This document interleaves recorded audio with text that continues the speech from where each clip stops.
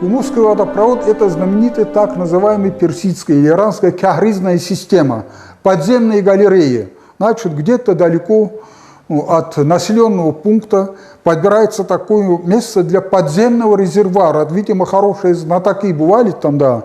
И вот у кумухцев, там, не доезжая до Шалкура, селения, относительно вот Читура, там Тюркалерат местность, там тоже был как будто подземный резервуар этого кумухского водопровода. Приблизительно метров 12-15 глубины.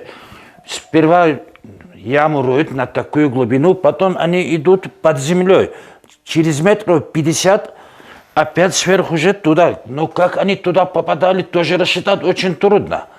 Даже я так для себя думал, может быть, они зеркалом точку давали и туда тоже так рассчитывали. И эта вода протяженностью, наверное, более километра вот так. На глубине 20-30 метров, как утверждали те, которые туда лазят. Но я, во всяком случае, знаю, что нас, детей, пугали: смотри, осторожно, упадешь и так далее. Они бывали или плитами закрыты, или в последнее время даже просто открыты бывали. На кладбище, Шамхальском кладбище, или как называется Кумусы, Семиждальском кладбище, есть несколько вот таких мест, где спускались и вычищали. Ежегодно весной своего рода профилактику проводили.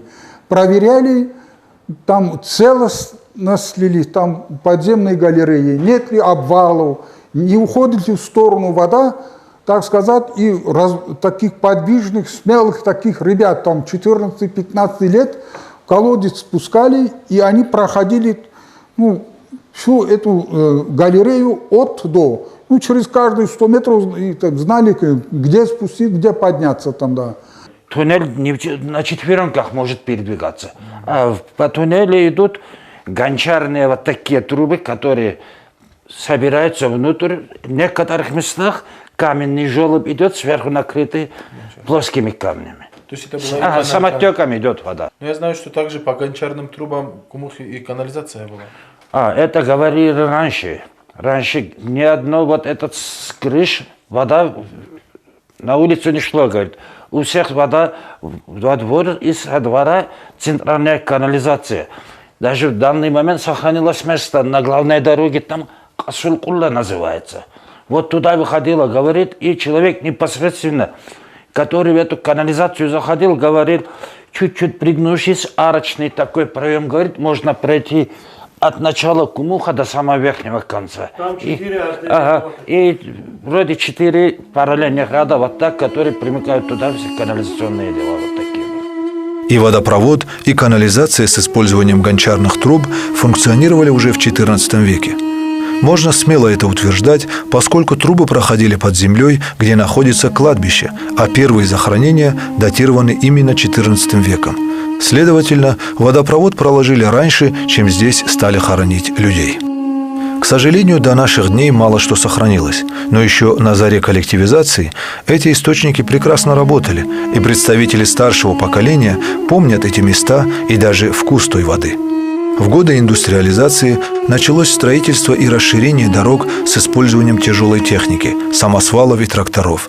И, видимо, подземные каналы, по которым шла вода, просто засыпало. К местам, где находились источники, проложили обыкновенный водопровод, и сельчане по-прежнему здесь набирают воду для своих нужд. Мы находимся с вами у одного из 5 сохранившихся зилу в Казикумухе. Зилу – это такое сооружение, где находилась проточная вода, люди могли спокойно спускаться, набирать воду и использовать в своих естественных нуждах. Примечательность этого зилу в том, что вот справа от меня вы видите есть небольшое углубление и арка. Там по ступенькам, когда спускаешься вниз, небольшой типа бассейна такое углубление, где проходила проточная вода. Любой человек мог спуститься туда, умыться, совершить омовение и так далее. А слева от меня находится строение, в котором 2 комнаты. В одной комнате человек мог зайти, снять свою верхнюю одежду, а в следующей комнате уже была мечеть с михрабом, где можно было совершить намаз.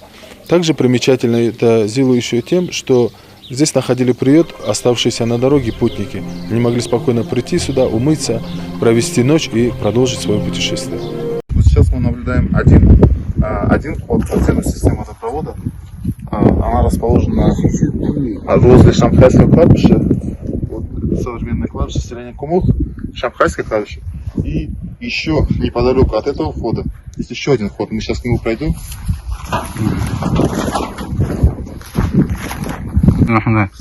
Мы сейчас находимся над входом в древнюю систему подземного водопровода, так называемый Каризм. Это уникальная система. В Дагестане она встречается, на сегодняшний день, по крайней мере, известно только в Кумухе, больше нигде нет. Да. В Дербенте, да, я слышал, что есть, но я ее не видел. Вот сегодня нам известно, что есть несколько входов в эту систему. Они в свое время чистились, очищая систему, поддерживают в нормальном работоспособном состоянии. И она снабжала водой, питьевой водой кумухцев.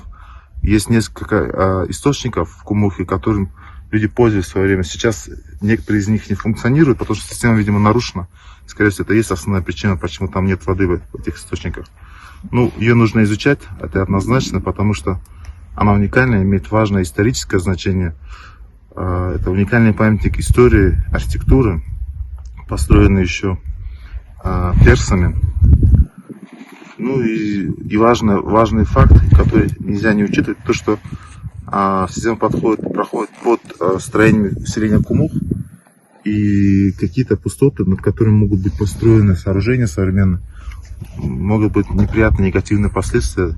То есть могут быть обрушения, могут быть повреждения какие-то. Ну и не дай бог, конечно, для Аллаха это жертва.